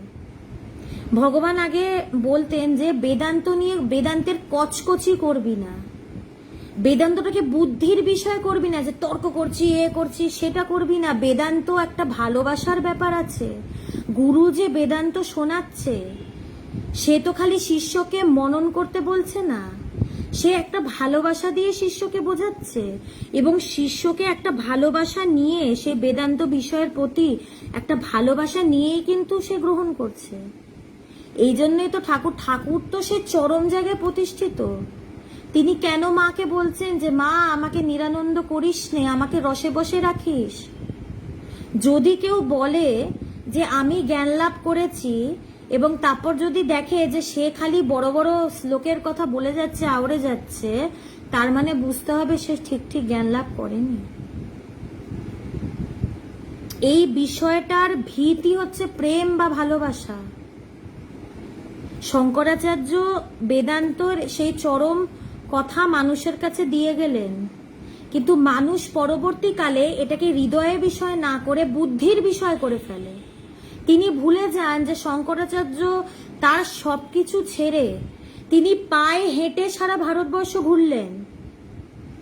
কেন তিনি নিজেকে এত কষ্ট দিলেন? কেন মানুষকে ভালোবেসেই তো তিনি করলেন, তিনি মানুষকে একটা নতুন ঠিক ঠিক দিশা দেখাবার জন্যই তো করলেন। মানব জাতির প্রতি ভালোবাসা না থাকলে তিনি কি এটা করতেন? তিনি তো একটা গুহায় গিয়ে বুঁদ হয়ে বসে থাকতে পারতেন, তিনি কিন্তু করলেন না। মানুষ কিন্তু এটা ভুলে গেল। মানুষ কি দেখলো যে না, শঙ্করাচার্য কি যুক্তি দিচ্ছেন, কি দারুণ ব্যাপার। তার হৃদয়টা কিন্তু মানুষ দেখলো না, সেটা কিন্তু মানুষ ভুলে গেল।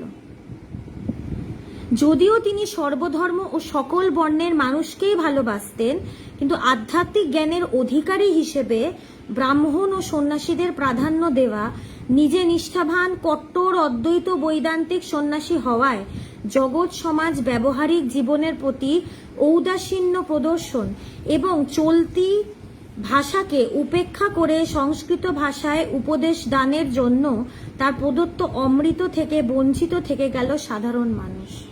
তো তার সিস্টেমটা কি ছিল? তিনি ব্রাহ্মণ ছাড়া কাউকে শিষ্য হিসেবে নিতেন না, এবং তিনি খালি সংস্কৃতেই উপদেশ দিতেন। তিনি মহিলাদেরকে নিতেন না, একমাত্র ব্রাহ্মণ পুত্রদের নিতেন। এবং তিনি সমাজের যে সিস্টেম, সমাজ কিভাবে চলছে এটার প্রতি খুব উদাসীন ছিলেন। তিনি কট্টর সন্ন্যাসী ছিলেন। এই ক্রাইটেরিয়াগুলোর জন্য, এই যে লিমিটেশনগুলো ছিল, এটার জন্য কি হলো যে কিছু কিছু মানুষ যারা সাধারণ মানুষ, তারা তার এই উপদেশ, তার এই থেকে বঞ্চিত থেকে গেল। যারা ব্রাহ্মণ নয় বা যারা সংস্কৃতে কথা বলে না, যাদের হয়তো অত মনন করার ক্ষমতা নেই, তারা কিন্তু বঞ্চিত থেকে গেল। এখন আমরা বলতে পারি যে শঙ্করাচার্য এরকম কেন করলেন? তিনি অত বড় জ্ঞানী, তার মানে কি তিনি ভেদ করেছেন মানুষের মধ্যে? তিনি কি তার মানে ভেদ করেছেন? তিনি কি তার মানে তুচ্ছ তাচ্ছিল্য করেছেন? তিনি ব্রাহ্মণদেরকেই প্রাধান্য দিয়েছেন? সেটা নয়। শঙ্করাচার্য মাত্র 32 বছর বেঁচে ছিলেন, আর অবতার পুরুষ যখন আসে তারা সবই জানেন। শঙ্করাচার্যের উদ্দেশ্যটা ছিল যত তাড়াতাড়ি পারি আমি যেন এই ভাব এইটাকে দিয়ে যেতে পারি। এখন সাধারণ মানুষকে এই উপদেশ দেওয়া একটু কঠিন, কারণ একটু সময় সাপেক্ষ। সাধারণ মানুষকে সহজভাবে বোঝাতে গেলে, তাদেরকে করতে গেলে এটা সময় লাগবে। তাই তিনি কি করেছিলেন? তিনি ব্রাহ্মণদেরকে, এবং ওই সময় যেটা বলেছিলাম যে বুদ্ধদেবের সময় আমরা কি দেখছি, যে ব্রাহ্মণদের ভেতরে ভুলভাল জিনিস ঢুকছে। তারা বেদ উপনিষদের যে আসল অর্থ তারা নিজেরাও সেটা জানে না, মানুষকেও তারা ভুলভাল অর্থ শেখাচ্ছে। এবং ওই সময় কি, ওই সময় ব্রাহ্মণদেরই দায়িত্বটা ছিল মানুষকে এই বেদের কথা শোনানো। তাই শঙ্করাচার্য তাড়াতাড়ি এই ব্যাপারটাকে প্রসারিত করার জন্য তিনি আগে ব্রাহ্মণদেরই ধরলেন, যে কম সময় আমার তাড়াতাড়ি কাজ হবে। যাদের ওপরে এই দায়িত্ব, তাদেরকে যদি আমি ঠিক ভাবে এটা তাড়াতাড়ি শিখিয়ে দিতে পারি, তাহলে তারা পরবর্তীকালে আমি যখন উপস্থিত থাকবো না পৃথিবীতে, তারা মানুষকে ঠিক অর্থটা শেখাতে পারে। এইটা ছিল তার উদ্দেশ্য। এবং 32 বছর বয়সে তিনি এই সবকিছু কাজ করে তিনি দেহত্যাগ করেন। এটার মানে এটা নয় যে তিনি ভেদ করেছেন, তিনি বাকিদের বঞ্চিত করেছেন, তিনি বাকিদেরকে ভালোবাসেননি, তা কিন্তু নয়। এটা ছিল তার উদ্দেশ্য, যেন তাড়াতাড়ি তিনি জিনিসটা করতে পারেন। এখন যারা ব্রাহ্মণ, তাদের অলরেডি একটা সংস্কার আছে ভেতরে, এবং এই সংস্কারটাই কিন্তু তাদেরকে সাহায্য করবে তাড়াতাড়ি এই তত্ত্বটাকে গ্রহণ করে উপলব্ধি করা। এখন যাদের ভেতরে এই সংস্কারটা নেই, গুরুকে কি করতে হবে? তার ভেতরে আগে সংস্কার তৈরি করতে হবে, তার ভেতরের মনটাকে পাল্টাতে হবে, তারপরে সে শুনবে, সে প্র্যাকটিস করবে, তাকে বোঝাতে হবে, তারপরে গিয়ে নয় সে জ্ঞান লাভ করবে। কিন্তু শঙ্করাচার্যের হাতে এত সময় ছিল না, তাই তিনি ব্রাহ্মণদেরকে এইটা তাড়াতাড়ি শুনিয়ে তিনি পৃথিবী থেকে বিদায় নিয়েছিলেন। এবং তিনি কট্টর অদ্বৈতবাদী ছিলেন, সংস্কৃতে উপদেশ করতেন, এবং কি যে তিনি উদাসীন ছিলেন। তিনি কট্টর কেন ছিলেন? তিনি উদাসীন কেন ছিলেন? তিনি কেন ভাবটা রেখেছিলেন? তিনি কেন লিবারাল হয়নি? কারণ মানুষের তখন এই ভাবটাই দরকার ছিল। এখন একটা চরিত্র, তার শিষ্যদের মধ্যে একটা চরিত্র গঠন করার জন্যই কিন্তু তিনি কট্টরভাবে তাদেরকে উপদেশ করেছেন। আমরা তো শিষ্যরা কি তার গুরুকেই আদর্শ করে, তারা তাদের গুরুর মতনই হতে চান। কুচ নেই তো, পুরোপুরি গুরুর মতন হওয়া সম্ভব নয়, গুরু গুরুই হন। কিন্তু একটা কথা আছে না, রাম কা বেটা সিপাই কা ঘোড়া, কুচ নেই তো থোড়া থোড়া, এই কিছুটা। এখন তারা কট্টর, তিনি যদি নিজেকে কট্টর না রাখতেন, তিনি যদি বড্ড বেশি লিবারাল হয়ে পড়তেন, তাহলে হয়তো তার শিষ্যরা ক্যাজুয়াল হয়ে যেত, তারা সিরিয়াসনেসটা ধরে রাখতে পারতেন না। এই জন্যই হয়তো তিনি কট্টর ছিলেন। এবং তিনি ছিলেন চরম জ্ঞানী, তাকে শিবের অবতার বলা হতো। তিনি সবসময় সেই জ্ঞানের এতে স্থিত, তাই তিনি সমাজের প্রতি উদাসীন ছিলেন। সবকিছুর পেছনে একটা যুক্তি আছে। আমরা কি করি, যুক্তিটা না ভেবে তাদেরকে দোষারোপ করি, তারা অন্যের কথা ভাবেননি, তারা সমাজের অন্য মানুষের কথা ভাবেননি, তারা বঞ্চিত করেছেন, তারা ভেদভাব করেছেন, তারা সাধারণ মানুষের কথা ভাবেননি। তা নয়, শঙ্করাচার্য তাড়াতাড়ি কাজ করার জন্য তারা তার শিষ্যকে, ব্রাহ্মণদেরকে সে উপদেশ করে যান, যাতে তার চলে যাওয়ার পরে ব্রাহ্মণরা সে প্রকৃত অর্থ সাধারণ মানুষকে সময়ে নিয়ে বোঝাতে পারে।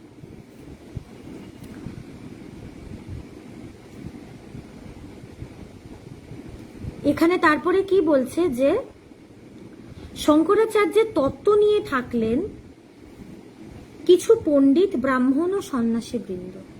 শঙ্করাচার্য যে উপদেশ করেছিলেন, তিনি উপদেশ শুধু ব্রাহ্মণদের দিয়েছিলেন, তার মানে তিনি কোনোদিন এটা বলেননি যে সেই অজাতবাদ সেটা চর্চা করার অধিকার শুধু ব্রাহ্মণের, কোথাও বলেননি। হ্যাঁ, তিনি এইটা বলেছেন যে ব্রাহ্মণ হলে ভালো হয়, কারণ সংস্কারটা থাকে, মানে পরম্পরা অনুযায়ী সংস্কারটা থাকে, তাতে কি সুবিধে হয়, তিনি এইটা বলেছেন। তিনি কোনোদিন এটা বলেননি যে তাদের কোনো অধিকারই নেই, ব্রাহ্মণ ছাড়া কোনো অধিকারই নেই। আমার অধিকার, আমি ব্রাহ্মণ হিসেবে না জন্মে আমার সংস্কারটা নাই থাকতে পারে, তাই বলে আমি প্র্যাকটিস করব, আমি চর্চা করব, সংস্কারটা তৈরি করব, অধিকার আমার কেন থাকবে না? আমি নিজেকে অধিকারী করে তুলব, তিনি এইটাই বলেছেন। কিন্তু তার এই যে বড় হৃদয়, তার ভেতরে যে ভালোবাসার ভাব, সেটা তার শিষ্যরা ধরতে পারেনি। তাই তারা তার উপদেশটাকে খালি নিজেদের মধ্যেই রেখে দিয়েছিল। কিছুটা ব্রাহ্মণ, কিছু সন্ন্যাসী বৃন্দ, কিছু পণ্ডিত, তারাই খালি শঙ্করাচার্যের এগুলো নিয়ে আলোচনা করছিল, তারা সাধারণ মানুষকে সেই কথা শোনায়নি। তাই মানুষের মধ্যে ভেদাভেদ বেড়ে গেল। আজকে শঙ্করাচার্য সে কিসের কথা বলছেন? সে অজাতবাদ, যেখানে এক ছাড়া ব্রহ্ম কিছু নেই। তিনি বলছেন ব্রহ্ম সত্যম জগন মিথ্যা, জীব ব্রহ্মৈব না পরঃ। এই কথা শঙ্করাচার্য, যে জীব ব্রহ্ম ছাড়া কিছুই নয়, আমরা সেই জায়গায় সবাই একাকার। যিনি এক ছাড়া কিছু দর্শন করেন না, যিনি সেই একের কথা বলেন, তিনি কি কোনোদিন ভেদাভেদ করতে পারেন? তিনি পারেন না। তিনি ভেদাভেদ করেনও নি, কিন্তু তার উদ্দেশ্যটা, তার ভাবটা তার শিষ্যরা বুঝতে পারেনি। তাই তারা তার উপদেশগুলো খালি নিজেদের ভেতরে সীমাবদ্ধ রেখেছিলেন। তাই মানুষের মধ্যে ভেদাভেদ বেড়ে গেল। সেই সময় আবার বাইরের মধ্য প্রাচ্যের দেশগুলি থেকে মুসলমান শাসকেরা ভারতবর্ষকে বহুলাংশে অধিকার করে নিল। ভারতবর্ষে তথাকথিত নিম্ন বর্ণের মানুষেরা এমনই সনাতন ধর্মের উচ্চ তত্ত্ব থেকে বিচ্ছিন্ন ছিল, তার উপর মুসলমান ধর্মের বিশ্ব ভ্রাতৃত্বের আদর্শ ও নবাবদের বলপূর্বক ধর্মান্তকরণের প্রচেষ্টার জন্য দলে দলে মানুষ মুসলমান ধর্মে দীক্ষিত হয়ে পড়ল। ওই সময় কি হয়েছিল, যেহেতু সাধারণ মানুষের বেদান্তের সাথে একদমই যোগাযোগ ছিল না, তারা একদমই জানতেন না যে বেদান্ত কি, আধ্যাত্মিকতা কি। এখনো সব মানুষ প্রকৃত আধ্যাত্মিকতা বা বেদান্তের বিষয় সেটার ব্যাপারে জানে না। সেই সময় যেহেতু মাত্র একটা গোষ্ঠীর মধ্যে সেটা আবদ্ধ ছিল, সাধারণ মানুষ এটা থেকে কমপ্লিটলি ডিট্যাচ ছিল। এবং সাধারণ মানুষকে কি পণ্ডিতরা, এখন গুরু কি করেন, সব শিষ্য তো একরকম হয় না। কোনো শিষ্য ভক্তিতে বেশি স্ট্রং, কোনো শিষ্য মনন করতে পারে ভালো, কোনো শিষ্য কর্মের দিকে মন থাকে, কাউর ভক্তি কীর্তনের দিকে মন থাকে, কাউর হয়তো রাজযোগের দিকে মন থাকে বা ধ্যানের দিকে মন থাকে। শিষ্যকে দেখে কিন্তু গুরু উপদেশ করেন। শিষ্যের ভেতর থেকে সহজাতভাবে যে ভাবটা আসে, গুরু সেই ভাবেই তাকে চলতে বলে। কিন্তু পণ্ডিতরা কি খালি সেই মনন যুক্তি, গভীরভাবে ভাবো, নিদিধ্যাসন করো। এখন সবাই তো সেটা গ্রহণ করতে পারবে না, বা সবার হয়তো মননের এই ট্রেনটা তার ভেতরে নেই। কাউর হয়তো ভক্তি ভালো লাগে, কারোর হয়তো কর্ম ভালো লাগে, কারোর হয়তো একটু ধ্যান করতে ভালো লাগে, কারোর হয়তো কীর্তন বা পুজো আর্চা করতে ভালো লাগে। তো এই যে তারা বেঁধে দিল, মনন করো, এ করো, বড় বড় যুক্তি, এবং যেহেতু আগে সংস্কৃত উপদেশ করা হতো, সাধারণ মানুষ এইগুলোর জন্য একদমই মানে বিচ্ছিন্ন হয়ে পড়েছিল এইটার থেকে। এবং তখন কি ছিল, তখন মধ্য জায়গা থেকে মুসলমান ধর্মে, যারা মুসলমান ধর্মকে ফলো করে তারাও আসছিল। এবং আমরা জানি যে মুসলিম ধর্মে একটা খুব সুন্দর হচ্ছে ভাইচারার ব্যাপার, ব্রাদারহুড, যে তুমি আর আমি ভাই, এবং তারা নিজেরা নিজেদের জন্য উঠে পড়ে লাগে। এটা কিন্তু তাদের সৌন্দর্য। তাদের ভেতরে সবসময় একটা ইউনিটি থাকে, কিন্তু তারা সবসময় ইউনিফাইড। তাদের একজনের গায়ে কোনো আঁচড়ের দাগ লাগলে তারা সবাই মিলে তাকে রক্ষা করার জন্য ঝাঁপিয়ে পড়ে। এই ভাবটা সাধারণ মানুষকে খুব অ্যাট্রাক্ট করতে শুরু করলো। তারা দেখলো কি যে হ্যাঁ, এই ভাইচারার ভাবটা তো সহজ, অত বেদান্তের বড় বড় কথা তো বুঝতে পারছি না। বুঝতে পারবে কি করে? তাদেরকে তো সুযোগই দেওয়া হয়নি। সুযোগ না দেওয়ার ফলে তারা বুঝতে পারছে না। তাদের বুদ্ধি নেই তা কিন্তু নয়, বুদ্ধি সবার সমানভাবে আছে। আমি চাইলেই আমি জানতে পারি। আধ্যাত্মিকতার এটাই সৌন্দর্য, যে চায় সে পায়, চাইলেই পারা যায়। কিন্তু তারা তো সেই সুযোগই পায়নি, বা তাদের জন্য সুবিধে তো আমরাই করে দিতে পারিনি, যে সাধারণ মানুষ যাতে সুস্থভাবে সেই ব্যাপারটাকে ধারণ করতে পারে। তাই তাদের মনে হলো যে এই ভাইচারার ভাবটা খুব সুন্দর, এটা আরো সহজ, এখানে একটা ভালোবাসা আছে। তারা যখন দেখলো, তারা এটাকে গ্রহণ করলো। এবং সেই সময় কি হলো, সেই সময় যারা এই মুসলিম ধর্মকে প্রচার করছিলেন, যারা তাদের সেই ধর্মের ভাবকে প্রচার করছিলেন, তাদের সেই ধর্মে অনেকজন দীক্ষিত হলো। এবং এটা শুধু তারা করেছে তা না, খ্রিস্টান যারা এসছে, এবং ধর্মের একটা অঙ্গই হচ্ছে প্রচার। এটা সব ধর্মে আমরা দেখেছি প্রচার। এই যে বৌদ্ধ ধর্ম, অশোক চারিদিকে পাঠিয়ে বৌদ্ধ ধর্ম প্রচার করলো, বিভিন্ন স্তূপ বানালো, মন্দির বানালো, বানালো, বিহার বানালো। আমরা দেখেছি যে হিন্দু ধর্ম বা আমাদের যে সনাতন ধর্ম, সেটারও যুগ যুগ ধরে বহু প্রচারক আছে। মুসলিম ধর্মেও তাই, খ্রিস্টান ধর্মেও তাই, বিভিন্ন মিশনারি এসছে। তো সবাই নিজেদের মতবাদ প্রচার করে, এটা ধর্মের একটা পার্ট। অতঃপর আগমন ঘটলো মহাশক্তিশালী মহাপ্রেমিক শ্রী শ্রী চৈতন্য মহাপ্রভু। যেই যুগে মানুষের ভালোবাসার দরকার, সেই যুগে সেই ভাব নিয়েই জন্মালেন মহাপ্রেমিক শ্রী শ্রী চৈতন্য মহাপ্রভু। কখন জন্মালেন? যখন মানুষের ভেতরে ভালোবাসার দরকার ছিল, তারা ভালোবাসা খুঁজছিল, তারা সেই একতার ভাব, তাদের ভেতরে একটা ব্রাদারহুড, ভাইচারার ভাব, সেই সময় সে জন্মগ্রহণ করে। তিনি ন্যায়ের অধ্যাপক ছিলেন। হঠাৎই জীবনে এক অত্যাশ্চর্য পরিবর্তন উপস্থিত হয়। সেই বিচারবান তর্কপরায়ণ মানুষটি কৃষ্ণ প্রেমে মাতোয়ারা হয়ে ওঠেন। তিনি কিন্তু ছিলেন ন্যায়ের অধ্যাপক। ন্যায় মানে কি? যুক্তি, সূক্ষ্ম ব্যাপার, মনন করে যুক্তি করে। ন্যায় যে আমাদের যে স্বরদর্শন আছে, সেখানে বৈশেষিক, উত্তর মীমাংসা, পূর্ব মীমাংসা, সাংখ্য, ন্যায়ও আছে সাথে। তো চৈতন্যদেব প্রথমে সেই ন্যায়ের অধ্যাপক ছিলেন, কিন্তু হঠাৎ করে তার জীবনটা পুরোপুরি পাল্টে গেল। সে বিচার টিচার ছেড়ে সে কৃষ্ণ প্রেমে মাতোয়ারা হয়ে উঠলেন। তিনি নাম কীর্তন শুরু করলেন। তিনি সে বড় বড় যুক্তির কথা বলতেন না। তার মানুষ যে তাকে অনুসরণ করতে শুরু করলো, তার প্রতি আকৃষ্ট হলো কিসের জন্য? সে কীর্তন, যেটা খুব সহজ। বলে কৃষ্ণ নাম অভাব মেটায়, বুক জোড়ায়, স্বভাব জাগায়। যেই নামে চোখে জল আসে সেই কৃষ্ণ নাম শুনে মানুষ আকৃষ্ট হয় এবং মানুষ পাগল হয়ে যায়। তিনি চারিদিকে এই কৃষ্ণ নামটা প্রসারিত করে দেন। তার প্রভাবে ভারতবর্ষে ভক্তি আন্দোলন এক যুগান্তর উপস্থিত হয়। ভক্তি আন্দোলন তার অনেক আগে থেকেই শুরু হয়েছিল, কিন্তু তার আগমনের পরে ভক্তি আন্দোলনটা শিখরে পৌঁছায়। তার নিকট সর্বধর্ম বর্ণের মানুষ আশ্রয় লাভ করেন। আগে কি দেখছি যে শঙ্করাচার্য চলে যাওয়ার পরে খালি ব্রাহ্মণ, সন্ন্যাসী, পণ্ডিত তারাই একমাত্র এই যে গভীর তত্ত্ব সেটা নিয়ে আলোচনা করছেন, কিন্তু শঙ্করাচার্য আসার পরে সর্বধর্ম বর্ণের মানুষ আশ্রয় লাভ করে। শ্রীকৃষ্ণের অবতার স্বরূপ তার প্রচার জনমানসে ছড়িয়ে পড়ে, তাকে কৃষ্ণের অবতার বলা হয়। মহাপ্রভু মানুষকে গোপী প্রেমের আদর্শে উদ্বুদ্ধ করে তোলেন। গোপী প্রেম বলতে কি সেই ভক্তি, সেই পরাভক্তি, সেই ঈশ্বরের প্রতি চরম ভালোবাসা, আসক্তি, ঈশ্বরের প্রতি চরম আসক্তি, এই যে তার দাস হয়ে থাকা, এই যে গোপীদের প্রেম, সেই প্রেমে উদ্বুদ্ধ করে। তাদের ভেতরে ভালোবাসার একটা জোয়ার নিয়ে এলেন চৈতন্য মহাপ্রভু।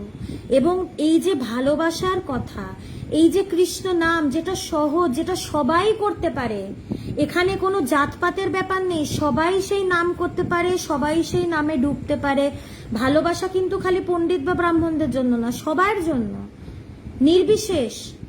তাই তিনি চৈতন্য মহাপ্রভু। চৈতন্য দেবের আদর্শে অনুপ্রাণিত হয়ে মানুষ ধর্মের বুদ্ধি সমন্বিত শুষ্ক তর্ক বিচার ত্যাগ করে সমদর্শিত্বের ভাব নিয়ে নির্মল ভক্তিপূর্ণ হৃদয় আবার সনাতন ধর্মের অনুগত হয়ে পড়ে। শঙ্করাচার্যর ভেতরের ভালোবাসা তার শিষ্যরা বুঝতে অক্ষম হয়েছিলেন, তাই তাদের চর্চাগুলি পরবর্তীকালে শুষ্ক হয়ে পড়েছিল। সাধারণ মানুষ সেখান থেকে কিছু লাভই করতে পারেনি। কিন্তু চৈতন্যদেবের আসার পরে তিনি অত বুদ্ধি যুক্তি এইসবে তিনি ছিলেন না।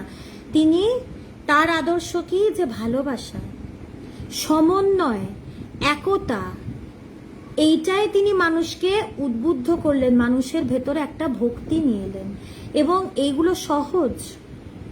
এটা বলে কি যে জ্ঞানযোগ একটু কঠিন, জ্ঞানযোগকে ক্ষুরধারস্য পথ বলা হয়, কিন্তু ভক্তিযোগ খুব সোজা সহজ। একজনকে ভক্তি করা, একজনের উপরে বিশ্বাস স্থাপন করা, কাউকে ইষ্ট বলে মানা, এটা সহজ। তাই তিনি সহজ রাস্তাটা দেখালেন এবং সাধারণ মানুষ একটা দিশা পেল।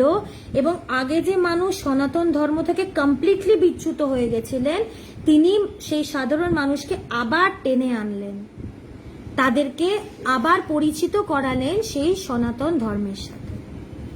শ্রী চৈতন্য প্রবর্তিত ধর্ম সম্প্রদায়ের পরের দিকে অবনতির ফলে বহু ক্ষুদ্র ক্ষুদ্র গোষ্ঠী, মতবাদ, উপাসনা পদ্ধতির উদ্ভব হয়।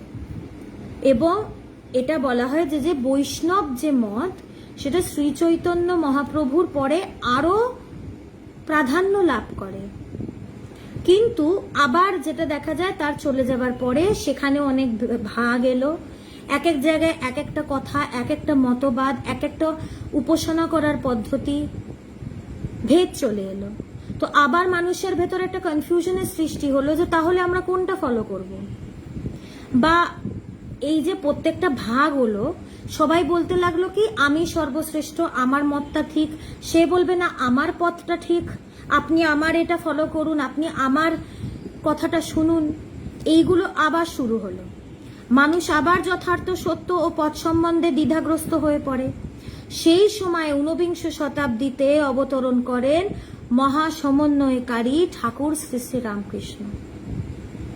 মানুষ সেই সময়, সেই যুগে মানুষ কি, এই যে এত ভাগাভাগি, এত ভেদ, এটাতে মানুষের ভেতরে একটা ভীষণ কনফিউশন হচ্ছিল যে আমরা কোন পথে হাঁটবো, আমরা কি করব, কোনটাকে গ্রহণ করব। সেই সময় কে এলেন? আমাদের ঠাকুর। সেই সময় আমাদের ঠাকুর অবতরণ করলেন। শ্রী শ্রী রামকৃষ্ণ পরমহংসদেব প্রায় নিরক্ষর সেই পুরোহিত ব্রাহ্মণ তৎকালীন প্রচারিত সকল ধর্মপথে সাধনা করে সিদ্ধি লাভ করেন। যত মত তত পথের প্রবর্তক ঠাকুর রামকৃষ্ণদেব নিজের জীবন সাধনা দ্বারা দেখিয়ে যান যে সব পথই শেষে সেই ঈশ্বর বা সত্যেই পৌঁছে দেয়। তিনি যে এলেন তিনি কি একদম নিরক্ষর ছিলেন?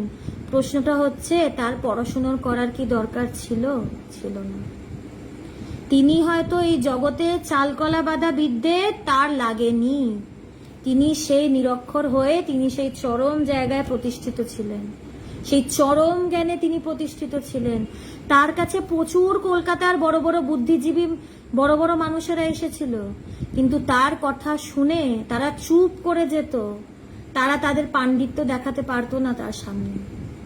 এবং তিনি কি করলেন? তিনি প্রত্যেকটা পথে সাধনা করলেন এবং তিনি দেখালেন যে সব পথ, তুমি যে কোনো পথ দিয়ে হাঁটো তুমি সেই একই জায়গায় পৌঁছাবে। সেই একটা পুকুরই আছে যেখানে সবাইকে নামতে হবে। আমি ট্যারা বেঁকা রাস্তায় হাঁটি বা সোজা রাস্তায় হাঁটি বা লম্বা রাস্তা দিয়ে আসি, যত মত তত পথ। এবং তার এটা শুনে মানুষ একটু আশ্বাস্ত হলো যে আমার তার মানে আমি যেই পথ দিয়ে হাঁটি না কেন আমি সেই সত্য জায়গায় পৌঁছাবো। শুধু আমাকে দেখে নিতে হবে আমার ভেতরে যে টেন্ডেন্সি, সবার তো একভাবে হয় না, সবাই মনন করতে পারে না, যেটা বললাম। যার যেটা ভালো লাগে সে সেই পথ দিয়েই হাঁটুক, কিন্তু কথা হচ্ছে সে যেন হাঁটে, সে যেন সত্যে পৌঁছতে পারে। ঈশ্বরী বস্তু বাকি সব অবস্তু বলে অতি উচ্চ অবস্থায় বিচরণকৃত ঠাকুর রামকৃষ্ণদেব আবার জীবনের উদ্দেশ্য যে ঈশ্বর লাভ তা জনমানুষে দৃঢ়ভাবে গ্রথিত করে দিলেন। চৈতন্যদেবের চলে যাবার পরে কি হয়েছিল? কীর্তন ফির্তন তো ভীষণ পপুলারাইজ হয়েছিল ওই সময়, কিন্তু কীর্তনটা কেন করব?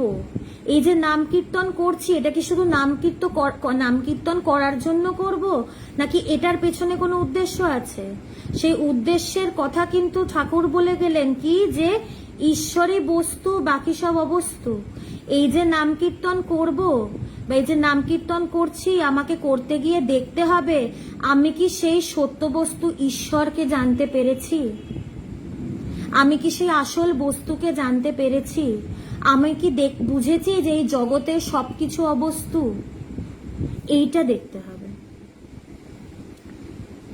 তিনি আমাদেরকে কি মনে করালেন যে তুমি ভক্তি করো, পুজো করো, নাম কীর্তন করো, সব করো, কিন্তু উদ্দেশ্য ঈশ্বর লাভ।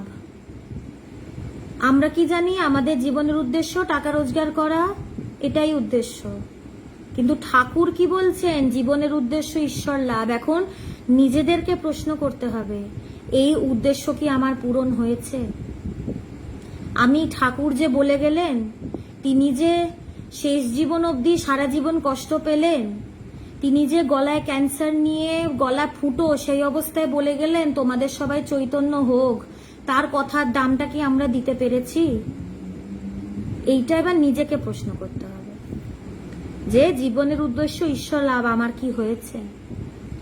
তা জনমানুষে দৃঢ়ভাবে গ্রথিত করে দিলেন যে জীবনের উদ্দেশ্য ঈশ্বর লাভ। স্বামী বিবেকানন্দের নেতৃত্বে ঠাকুরের সন্ন্যাসী শিষ্যগণ শ্রী শ্রী রামকৃষ্ণ কথামৃতকার শ্রী মহেন্দ্রনাথ গুপ্তের প্রচারে ঠাকুরের কথা শুধু ভারতে নয় সারা পৃথিবীকে ছড়িয়ে পড়েছিল বিদ্যুৎ গতিতে। তার নেতৃত্বে নরেন্দ্রনাথ দত্ত হয়ে উঠলেন বিশ্ববিজয়ী স্বামী বিবেকানন্দ। স্বামীজিকে দেখলে একটু আন্দাজ করা বোঝা যায় না। ঠাকুরকে কেউ যদি বলে আমি ঠাকুরকে বুঝে ফেলেছি, আমি তখন বলবো যে দুঃখিত বন্ধু, সেটা কোনোদিন সম্ভব নয়। ঠাকুরকে বোঝা সম্ভব নয়। ঠাকুরকে বুঝতে হলে ঠাকুরের সেই অবস্থায় যেতে হবে। এমনি এমনি কথামৃত পড়ে ঠাকুরকে বোঝা যাবে না। আভাস হয়তো পেতে পারি, আন্দাজ হয়তো করতে পারি, তাকে বোঝা যাবে না। তাই স্বামীজিকে দেখলে আমরা একটু আন্দাজ করতে পারি, একটু আভাস পাই যে ঠাকুর কে ছিলেন।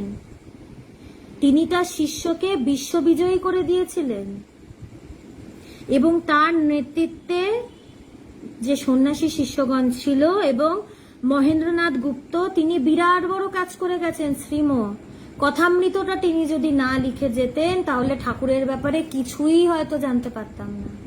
এই কথামৃত পড়ে বহু মানুষের ভেতরে বৈরাগ্য আসে, বহু মানুষের ভেতরে সত্যকে জানার প্রতি একটা মুমুক্ষুত্ব আসে। কত মানুষ ইন্সপায়ার্ড হয়েছে কথামৃত পড়ে, কত মানুষের জীবন পাল্টেছে। তাই শ্রীমোর ধন্য ধন্য করা উচিত। ভাগ্যিস তিনি লিখেছিলেন। এটা অ্যাকচুয়ালি তিনি করেননি, এটা ঠাকুরেরই কৃপা আমাদের ওপর। তিনি শ্রীমোকে মাধ্যম করে তার দ্বারা এই কাজটা করিয়েছেন, যাতে আমরা তার কথাটাকে জানতে পারি। এটা তিনিই করিয়েছেন, এটা তারই কৃপা। মনুষ্য সমাজে এবং আজকে কি দেখি যে এই রামকৃষ্ণ মিশন তারা সারা ভারতবর্ষে কাজ করছে। আজকে পুরো পৃথিবীর মানুষ ঠাকুরকে চেনে। সেই সময় সবাই তাকে পাগলা বামন বলতো, পাগল বলতো, অপমান করত, কিন্তু এখন কলকাতার মানুষই বলতো, বিদেশের লোক নয়। তিনি এইখানের লোক ছিলেন, কিন্তু এইখানের লোকই তাকে পাগল বলতো। এখন সেই ঠাকুরকেই ছবি টাঙিয়ে সবাই মালা দিয়ে পুজো করছে, তার মূর্তির সামনে মাথা ঠুকছে, তার কাছে প্রার্থনা করছে সেই ঠাকুর। মনুষ্য সমাজ একটি দেহযন্ত্রেরই মতো। কেন কেন বলছে যে মনুষ্য সমাজ একটি দেহযন্ত্র? দেহে বিভিন্ন সময় বিভিন্ন প্রকার রোগ হলে তাতে নানা প্রকার ওষুধের প্রয়োজন হয় দেহকে বাঁচিয়ে রাখার জন্য। কি সুন্দর এক্সাম্পল! কি বলছেন যে মনুষ্য সমাজ একটি দেহযন্ত্রের মতন। আমাদের দেহে বিভিন্ন সময় বিভিন্ন রোগ হয় এবং সেটার জন্য বিভিন্ন ওষুধ দিতে লাগে। এখন আমার জ্বর হলো, আমাকে ক্যালপল খেতে হবে। আমার পেট খারাপ হলো, যদি আমার পেট খারাপ হয়েছে তাতে আমাকে পেট খারাপের ওটু খেতে হবে, ওটু ওষুধ খেতে হবে, তখন কাপ সিরাপ খেলে হবে না। রোগ অনুযায়ী তো মলম, যেরম রোগ সেরম ওষুধ। এখন কোভিড হয়েছে, আমাকে কোভিডের ভ্যাকসিন নিতে হবে। এখন কোভিড হয়েছে, কোভিড আর ইনফ্লুয়েঞ্জা দুটো সিমটম অনেকটা এক, সর্দি কাশি জ্বর। এখন ডাক্তাররা কিন্তু বলেনি যে হ্যাঁ হ্যাঁ ইনফ্লুয়েঞ্জার ভ্যাকসিন দিয়ে দাও। কোভিডের জন্য রিসার্চ করে দিনের পর দিন আলাদা ভ্যাকসিন বার করতে হয়েছে। তো এটাকে কেন সমাজের সাথে কিভাবে তুলনা করছে, যে সেরকম ভাবে এই জগতের প্রতিষেধক হলেন অবতার পুরুষেরা। তারা মলমের মতন, তারা ওষুধের কাজ করে, তারা ওষুধ দিতে আসে। মানুষের মন যে জ্বলে পড়ে, আমাদের যে হাত পুড়ে যায়, হয়তো রান্না করতে গিয়ে হাতে চাকা লাগলো, ফোসকা পড়লো, আমরা কি চুন লাগাই বা টুথপেস্ট লাগাই। তারা হচ্ছে সেই টুথপেস্ট। মানুষের মনে ঘা ভর্তি, মানুষের মন জ্বলছে, মানুষ তড়পাচ্ছে, সেই ওষুধ, সেই মলম দিতেই কিন্তু তারা আসেন।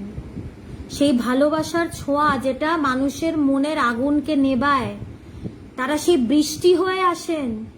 সেই বৃষ্টিতে এই মনে লাগা দাবানল সেটা বুঝে যায়, আগুন নিভে যায়। সেই শীতলতার ছোঁয়া, সেই শান্তির ছোঁয়া, সেই মলম দিতে তারা আসেন। তারাই বিভিন্ন সময় বিভিন্ন যুগোপযোগী ভাব নিয়ে সেই মৃতপ্রায় পৃথিবীতে নতুন প্রাণ সঞ্চার করেন। পৃথিবীতে যে বিভিন্ন রোগ হয়, রোগ বলতে কি এই প্যান্ডেমিকের কথা বলছেন না, মানুষের মনের রোগ।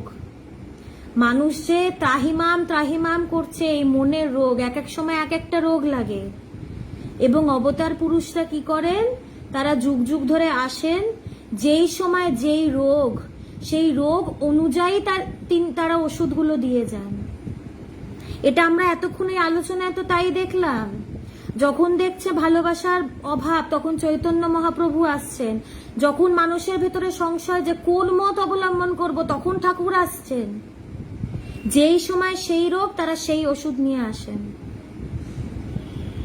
আমাদের মনটা কি, আমাদের মনে খরা পড়েছে, ফসল হচ্ছে না, তাই বৃষ্টি হয়ে তারা নেমে আসেন আমাদের জীবনে। অবতার পুরুষরা বৃষ্টির মতন। বীজ আমাদের অলরেডি আছে, আমরা তো হয়ে আছি, আমরা তো ব্রহ্মস্বরূপ। আমরা ভুলে যাই এটাই আমাদের রোগ।